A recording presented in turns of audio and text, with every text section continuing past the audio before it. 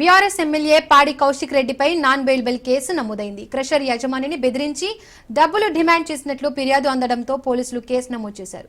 సుబేదారి పోలీసులకు ఫిర్యాదు చేసింది క్వారీ యజమాని భార్య. ఈ నెల 18న తన భర్తకు ఫోన్ చేసి 50 లక్షల రూపాయలు ఇవ్వాలని బెదిరింపులకు పాల్పడినట్లు కంప్లైంట్లో పేర్కొన్నారు. ఇక క్వారీ నిర్వహిస్తున్నందుకు డబ్బులు చెల్లించాలని గతంలోనే కౌశిక్ రెడ్డి బెదిరింపులకు పాల్పడినట్లు ఆరోపణలు కూడా వెల్లువెత్తుతున్నాయి. చెప్తా ఉన్నాడు, ఎంత ఇబ్బంది పడుతున్నానే ముచ్చడే చెప్తా ఉన్నారు. ఇక మొత్తం అవే ఉన్నాయి, వడ్లన్నునే రైతు చెప్తా ఉన్నాడు. ఇది ఏం పద్ధతి, ఇది ఏం ప్రభుత్వం, ఏం చేస్తున్నారు మీరు? రైతులను కూడా ఆదుకొని చేత కాకపోతే మీరు ఏం ప్రభుత్వం, ఏం కథ ఇది?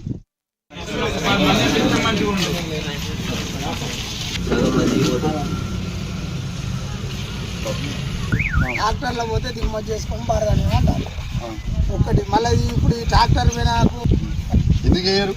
ఇప్పుడు బారదాని విన్నారు కదా, స్వయంగా రైతే తన నోటి నుంచి చెప్తా ఉన్నాడు, ఎంత ఇబ్బంది పడుతున్నాడని ముచ్చడే చెప్తా ఉన్నారు. ఇక మొత్తం అవే ఉన్నాయి, వడ్లన్నునే రైతు చెప్తా ఉన్నాడు. ఇది ఏం పద్ధతి, ఇది ఏం ప్రభుత్వం, ఏం చేస్తున్నారు మీరు? రైతులను కూడా ఆదుకొని చేత కాకపోతే మీరు ఏం ప్రభుత్వం, ఏం కథ ఇది?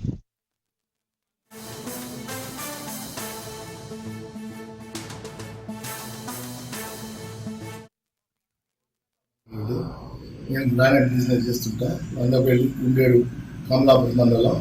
అక్కడ లోకల్గా ఎమ్మెల్సీ కౌశిక్ రెడ్డి ఎట్లన్నా కానీ ఉన్నాడు.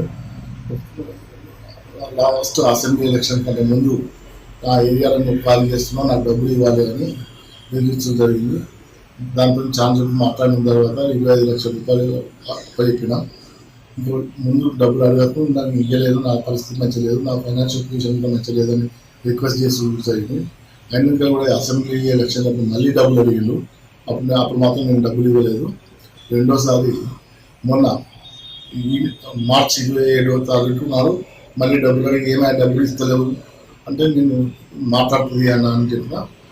17వ తారీఖు నాడు, ఈ నెల 17వ తారీఖు నాడు నేను చేసి అది యూజ్లెస్ వల్ల ఎక్కడనే దిగుతాను, నువ్వు అనలేకపోయినా అని చెప్పినావు.